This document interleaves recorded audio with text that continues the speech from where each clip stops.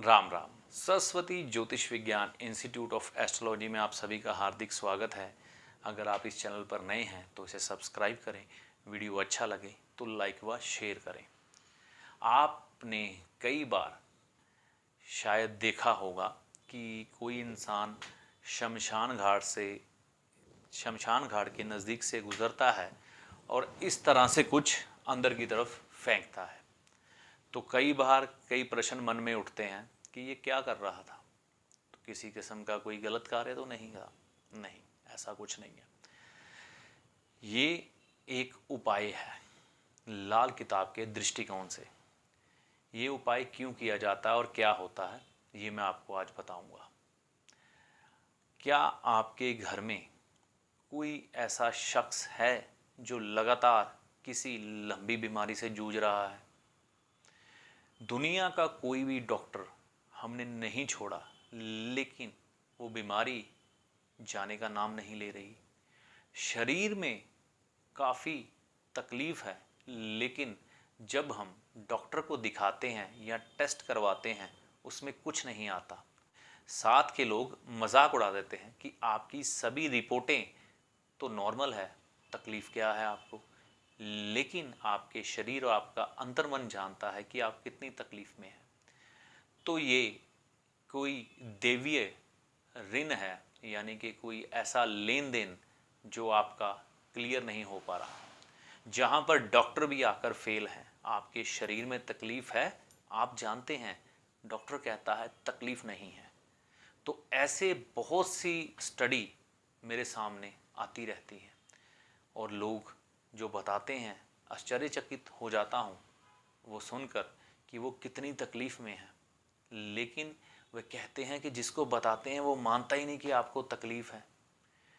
तो फिर वहाँ ये जो मैंने आपको बात बताई ऐसे करने वाली काम आती है शमशान घाट में।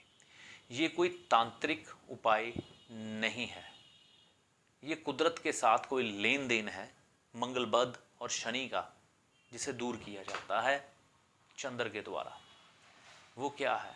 आप कोई भी एक सिक्का या कॉइन लेकर जब भी शमशान घाट के पास से गुजरें तो वो शमशान घाट के अंदर गिरा दें। ऐसे भी कर सकते हैं या इस तरीके से भी कर सकते हैं। जब भी आप शमशान घाट के नज़दीक से गुजरें, आजकल के समय में वहाँ पर दान पात्र लगाए होते हैं, तो उस दान पात्र में कुछ ना कुछ दक्षिणा दान स्वरूप डाल दें। नहीं तो इसके अलावा जब भी आप शमशान में जाएं तो वहाँ पर भी अंदर गुल्लक लगाई होती है, वहाँ पर आप दान कर सकते हैं। इसके अलावा वहाँ पर शिव महाराज की पूजा की जाती है शमशान में, तो वहाँ पर भी उनको अर्पित कर सकते हैं। आप किसी और धर्म से संबंधित हैं तो आप शमशान घाट को डोनेट कर सकते हैं या सिक्का भी फेंक कर जा सकते हैं।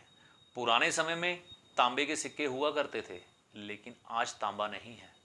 तो इन चीज़ों का भी ध्यान रखना है। किसी सुयोग्य विद्वान से इसके बारे में जान जरूर लेना है।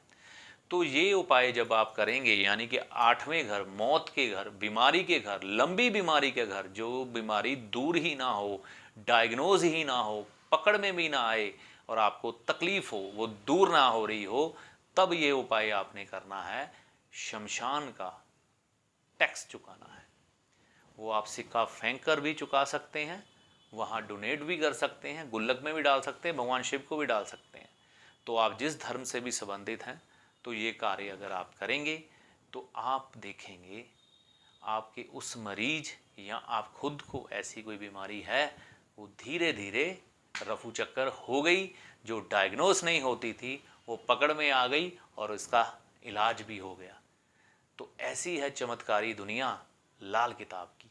आशा करता हूँ आपको भी इससे शुभ फलों की प्राप्ति होगी और आपका जीवन भी अच्छा बनेगा। तो राम जी आपकी भली करें, गुरु की कृपा आप पर बनी रहे, माँ भगवती की कृपा आप पर बने, जिससे कि आपको ज़िंदगी में कष्टों से मुक्ति मिले। जय माता दी।